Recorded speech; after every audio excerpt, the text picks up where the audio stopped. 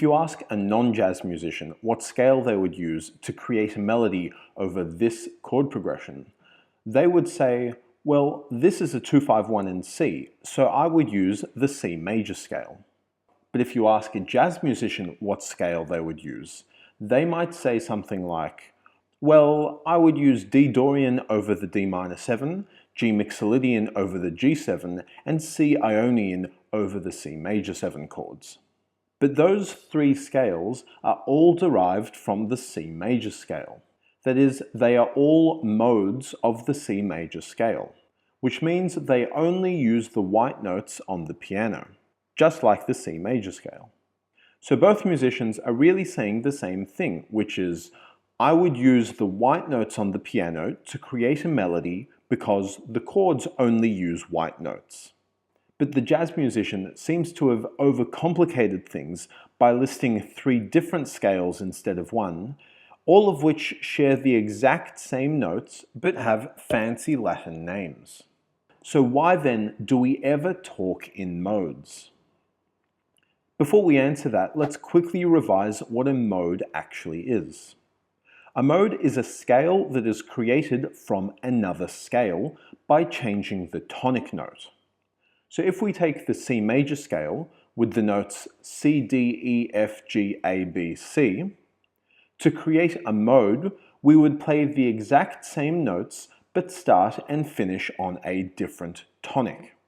So for example, D Dorian is D, E, F, G, A, B, C, D, and E Phrygian is E, F, G, A, B, C, D, E, and so on.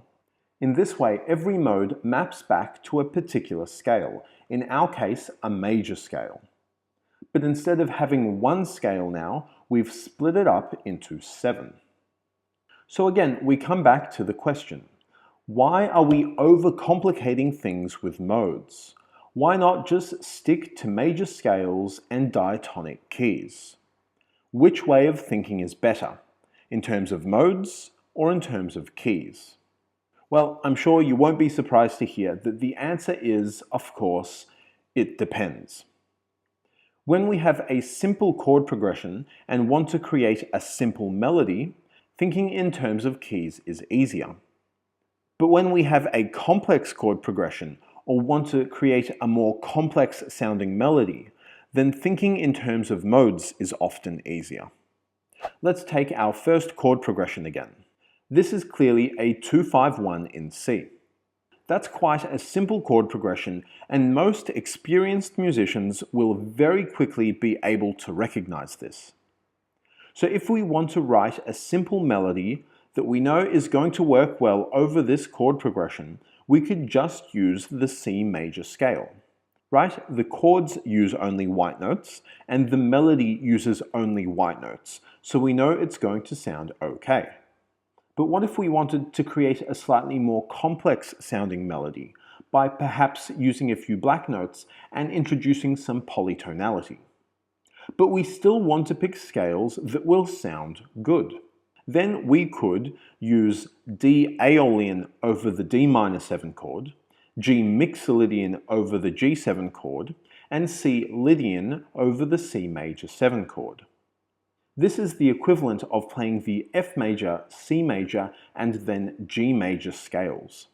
So now, interestingly, even though the chord progression is clearly in the key of C, we have used scales other than the C major scale to play over the top, thus creating a bit of polytonality.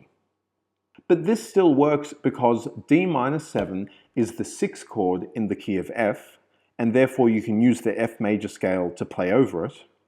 G7 is in the key of C, and C major 7 is the 4th chord in the key of G, which again means you can use the G major scale to play over it. So individually, each scale works over each chord, so it's going to sound okay. And this is a key feature of modes. It treats each chord as an individual standalone entity and picks a scale to fit over that single chord. Whereas thinking in terms of keys means taking the context and surrounding chords into account when picking a scale. For example, A D minor 7 chord on its own can be in 3 different major keys: C major, B flat major, or F major. We can't know for sure what key it's in without looking at the surrounding chords. So let's add a C triad in front of the D minor 7 chord.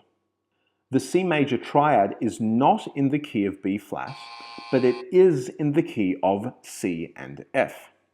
So now our chord progression can either be a 1-2 in the key of C or a 5-6 in the key of F.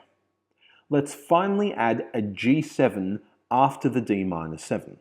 G7 only exists in the key of C, so only now do we know that this chord progression is actually in the key of C. So thinking in terms of keys forces you to take the surrounding chords into account to determine what scale to use. Whereas thinking in terms of modes means you disregard all the surrounding chords in the progression and just pick any scale that fits over that particular chord. This leads us to our final point: using modes when a chord progression is complex. Let's say we arrive at a jam session and the guitarist says he wants to play the standard My Romance. He gives you the lead sheet, says you solo first, and starts counting in. 1, 2, 3, 4. Now, this is quite a complex chord progression. There's a lot going on. There are modulations, substitutions, borrowed chords, secondary dominants, passing chords. So you've got a couple seconds to figure out the key of the song, to decide what major scale you're going to start on, and then figure out when the key changes. In this particular case, it may be easier to think in terms of modes. You see a minor 7 chord, play the Dorian mode. You see a major 7 chord, play the Lydian mode. There's less thinking and analyzing involved. It's almost automatic. You could program a computer to improvise in this way. All you'd need to do is set up a program that says, if minor 7, then Dorian. If major 7, then Lydian, and so on. Of course, this assumes you already know how to play all these modes, but if you do, it may actually be faster to think in terms of modes than to try and figure out the key. Analyzing a complex chord progression is, well, complex and subjective. There are multiple ways to analyze a single chord progression. This ambiguity is avoided when you just play using modes, precisely because they treat each chord as standalone and ignore context. So in my opinion, thinking in terms of keys is more interesting and satisfying and rewarding because it forces you to understand what the chord progression is actually doing.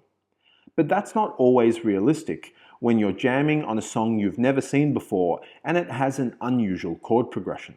In that case, just run that Dorian mode till your fingers bleed.